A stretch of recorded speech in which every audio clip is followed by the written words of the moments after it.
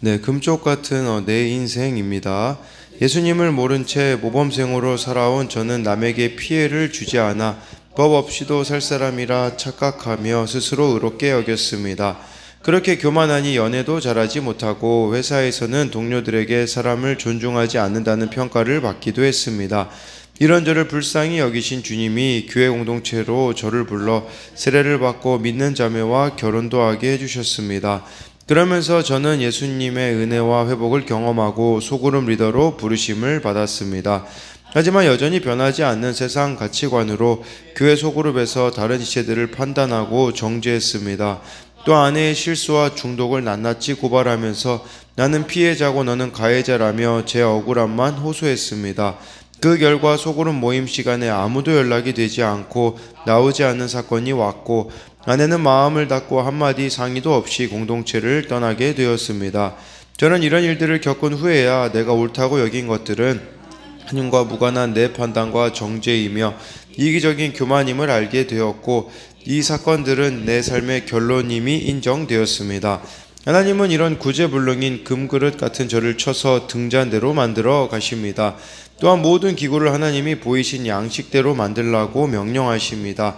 이 모든 명령이 구원을 위한 하나님의 사랑이라는 생각이 들면서 그동안 교양으로 포장하여 직접 말을 하진 않았지만 눈빛과 표정으로 가족과 지체들을 무시하고 힘들게 한 것이 떠오릅니다.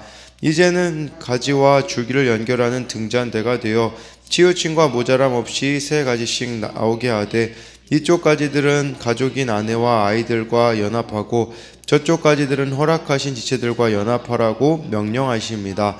나를 쳐서 하나님이 쓰고자 하는 기구로 만들어 가시는 과정이 힘들어 언제 또 나를 치실까 하는 두려움도 있습니다.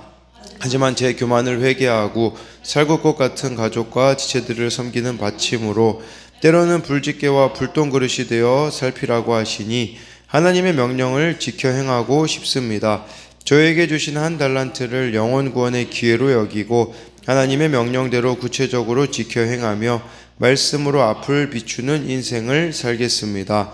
적용하기: 아내의 연약함을 정죄하지 않고 매일 퇴근 후에 꼭 안아주겠습니다. 교회 소그룹 모임에서 지체들의 말을 중간에 자르지 않고 경청하게 했습니다. 네, 여기 이렇게 나와 있는 이 내용처럼요, 정말 하나님이 이런 구제불능이 금그릇 같은 저를 쳐서 등잔대로 이렇게 만들어 가신다고 해주고 있잖아요. 그래서 이 등잔대는 쳐서 만들라는 이 부분을 가지고 우리를 그렇게 하나님께서 참 다듬어 가시는 그 손길에 내맡기는 것이 너무나 중요함을 볼 수 있습니다. 저희가 이제 계속해서 이 성막에 대해서 보고 있는데요. 성막은 이 구약시대 출애굽한 이스라엘 백성들이 광야에서 이동령 하나님이 거하시는 곳이라고 볼 수 있습니다. 그래서 크게는 지성소, 성소 이렇게 바깥뜰로 구성이 되어 있는데 어제는 그 지성소에 있는 것을 우리가 살펴보았잖아요. 그 지성소에 있는 어제 이렇게 거기에 속죄소에 증거판 이런 것들이 있는 것을 말씀드렸다면 오늘은 성소에 있는 것을 다루려고 합니다. 저 성소에 있는 성소에 이제 있는 저 떡상 또 금 등대라고 써 있는 저 부분에 대하여서 우리가 다루려고 하는데요. 먼저 이렇게 23절에 너는 조각목으로 상을 만들되 길이는 2규빗, 너비는 1규빗, 높이는 1규빗 반이 되게 하고 라고 해서요. 여기에 이 상을 지금 말씀해 주고 있습니다. 이 상에 보면요, 크기가 가로가 60, 세로가 45, 높이가 약 68cm 정도로 순금으로 이렇게 만들었습니다. 그래서 24절에 순금으로 싸고 주위에 금태를 두르고 라고 이렇게 하는데, 여러분 이 조각목이 순금으로 싸짐을 당하고 있잖아요. 그래서 요걸 보면서 우리가 적용할 수 있는 질문은, 하나님께서 조각목 같은 나를 순금으로 입혀 주의 도구로 나를 쓰신 일은 무엇인가요? 이렇게 생각해 볼 수가 있는 거죠. 25절에 그 주위에 손바닥 넓이만한 턱을 만들고 그 턱 주위에 금으로 태를 만들고 라고 해서요, 이 턱의 역할은 떡이 떨어지지 않도록 이렇게 하는 역할을 했다라고 볼 수가 있습니다. 그래서 또 여기 26절, 27절 보면요, 그것을 위하여 금고리 넷을 만들어 그 네 발 위 네 모퉁이에 달되 턱 곁에 붙이라. 이는 상을 맬 채를 꿰 곳이며 라고 해가지고요. 이 옆에도 그 금고리가 4개가 있어요. 그래서 이것도 이동할 때 들고 다니기 편하도록. 근데 이 상은요, 아무나 들을 수 있는 것이 아니라 구별된 사람들이 이 채를 꿰어 운반했음을 보여주고 있습니다. 그러면서 이제 또 여기 29절로 우리가 가게 되어지면 너는 대접과 숟가락과 병과 붓는 잔을 만들되 순금으로 만들며 라고 이렇게 말씀해 주고 있어요. 대접도 그렇고 숟가락, 병, 이 잔과 같은 것도 다 순금으로 만들라고 해주고 있잖아요. 각자 다 역할이 다르거든요. 역할은 다르지만 순금으로 만들라라는 것은 우리들에게 무엇을 말해주는 거겠습니까? 우리도 다 역할이 다릅니다. 이 교회 안에서도 그렇고 세상에서도 그렇고 역할이 각자가 다르지만 순금처럼 귀하다라는 것을 우리들에게 이렇게 말씀해주고 있습니다. 그리고 30절에요. 상 위에 진설병을 두어 항상 내 앞에 있게 할지니라 라고 해가지고요. 저 상 위에 저 진설병이 있잖아요. 6개에서 12개가 있거든요. 이 진설병이 무슨 뜻이냐? 원어로 보면요, 얼굴빵, 임재의 빵이라는 의미가 있어요. 그러니까 무슨 말이냐? 이것은 하나님이 임재하시는 것을 뜻하기도 하고, 또 여러분 예를 들면 그런 말씀이 있잖아요. 요한계시록에 볼지어다 내가 문 밖에 서서 두드리노니 문을 열면 내가 들어가 그와 더불어 먹으리라. 이 식사한다라는 개념이 친밀함을 뜻하는 거거든요. 그러니까 저 진설병은 우리가 쉽게 말하자면 하나님과 식사하는 관계다. 그만큼 친밀함이 유지되어야 된다라는 것을 말씀해 주고 있어요. 그리고 이 12개를 항상 하나님 앞에 두어야 되는데 언제마다 이렇게 갈았냐면요, 안식일 때마다 새로운 떡으로 이렇게 갈았으니, 그러니까 우리로 말하자면 매주 일마다 이것을 바꾸었다라고 볼 수가 있는데, 이것은 또 우리들에게 무엇을 말하는 거냐면 안식일마다 새로운 진설병을 진열하는 것처럼 우리도 늘 새로운 마음으로 하나님을 예배해야 한다라는 것입니다. 그래서 이 30절에 대한 적용 질문은 매일 말씀의 떡을 먹으며 교제하고 있나요? 늘 새로운 마음으로 주를 예배하나요? 그 다음에 이제 31절에요. 너는 순금으로 등잔대를 쳐 만들되 그 밑판과 줄기와 잔과 꽃받침과 꽃을 한 덩이로 연결하고 라고 해가지고요. 저게 등잔대를 이렇게 만드는데 중요한 것은 31절에 순금으로 등잔대를 쳐 만들되 라는 거예요. 쳐서 만든다 라는 것은 등잔대를 만들기 위해 이렇게 시련과 인내가 또 필요하다라는 것을 나타내는 거라고 볼 수 있어요. 그러니까 우리들의 삶 속에서도 두들김을 당하는 연단과 같은 일들을 겪게 되어지면 말씀을 세심하게 보게 되어지고 적용도 잘하게 되어지는 것이죠. 마찬가지로 순금을 치면 칠수록 아름다운 등잔대의 모습이 되듯이 우리들도 어떤 사건들이나 이런 것들이 우리가 침을 당하는 것과 같은 일들이 클수록 점점 아름다운 등잔대가 되어 간다라고 볼 수 있어요. 그리고 저 등잔대의 모습을 보면 마치 그 창세기에 나오는 에덴 동산의 생명나무 모습과 같다고 해가지고 이 등잔대를 생명나무를 상징하는 것으로도 이렇게 해석을 하기도 하거든요.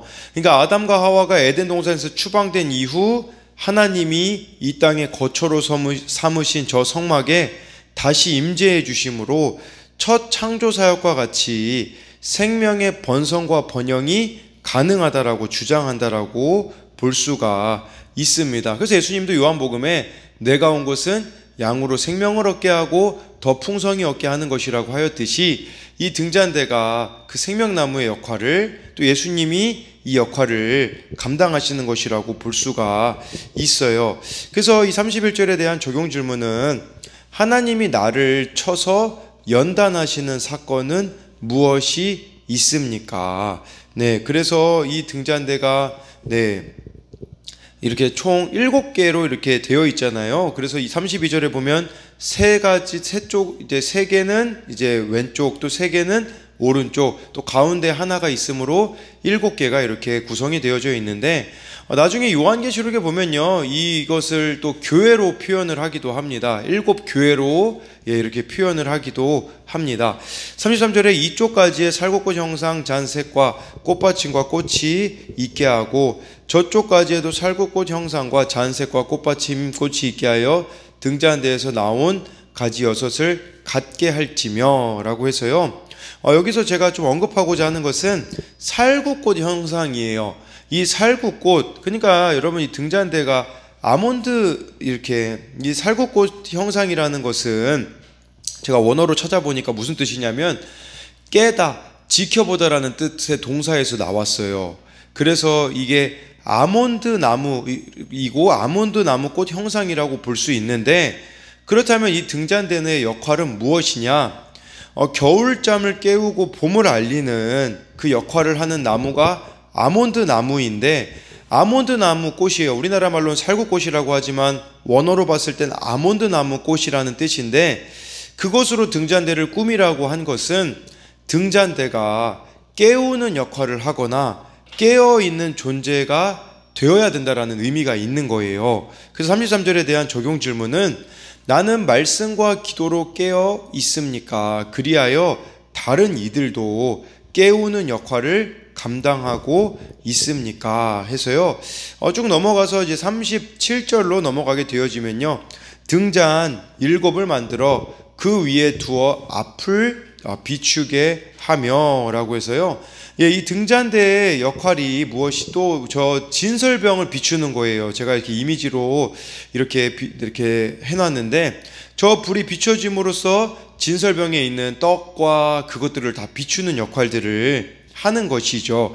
이 등불은 항상 켜져 있어야 했다라는 것을 말씀해 주고 있어요. 그래서 이 꺼지지 않는 등불, 이것은 하나님의 빛이라고 볼 수가 있는데, 그러니까 이 등잔은 결국 하나님과 연결된 우리들의 모습과도 같다라는 것을 말씀해 주고 있습니다.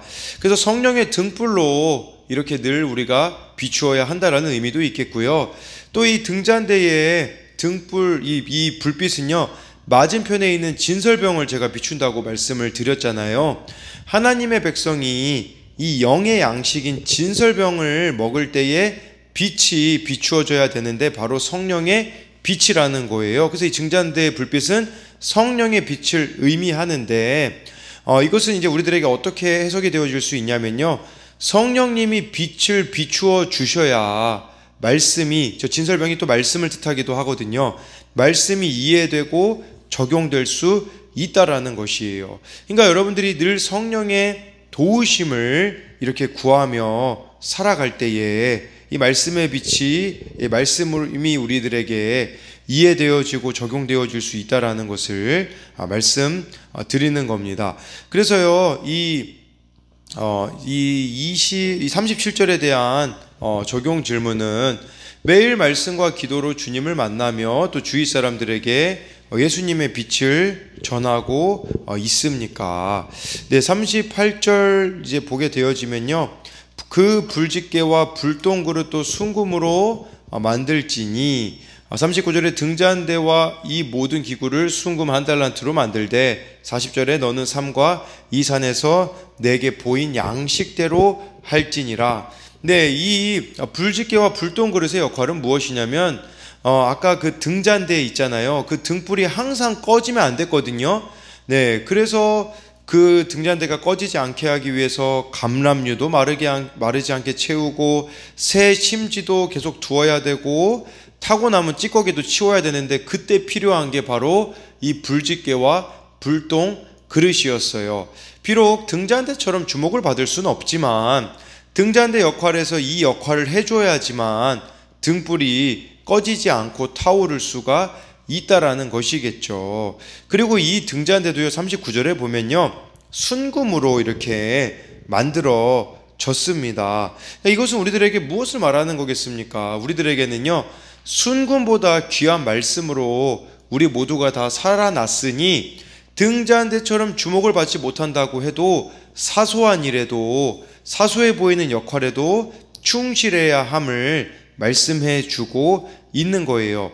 그래서 이 38, 39에 대한 적용 질문은 내가 말씀의 빛으로 집게와 그릇처럼 오늘 섬겨야 할 일은 무엇이 있습니까? 그리고 40절 말씀, 내게 보인 양식대로 할지니라 라는 것은요, 하나님을 섬기는 것은 내 마음대로 하는 게 아니라는 것을 말씀해 주고 있습니다. 많은 사람들이 자신들이 하나님을 만들어내잖아요. 생각으로 만들어내고 감정으로 만들어내고. 근데 하나님은 하나님의 방식대로 알아가야 된다라는 거. 그 하나님이 어떤 분이신지는 성경 말씀에 기록되어 있기 때문에 여러분들이 말씀대로 믿고 말씀대로 적용해 가는 것이 가장 안전한 길이라는 것을 이렇게 말씀해 주고 있는 것이에요. 그래서 오늘 이 지금 상과 진설병 등잔대 결국 다 무엇을 말하는 거겠습니까? 주님과의 관계가 깨어 있느냐라고 우리들에게 묻고 있는 거예요. 늘 주님과의 이 관계가 깨어 있음으로써 나뿐 아니라 다른 사람들도 우리가 또 살려내는데 쓰임받는 여러분들이 되시기를 소망합니다.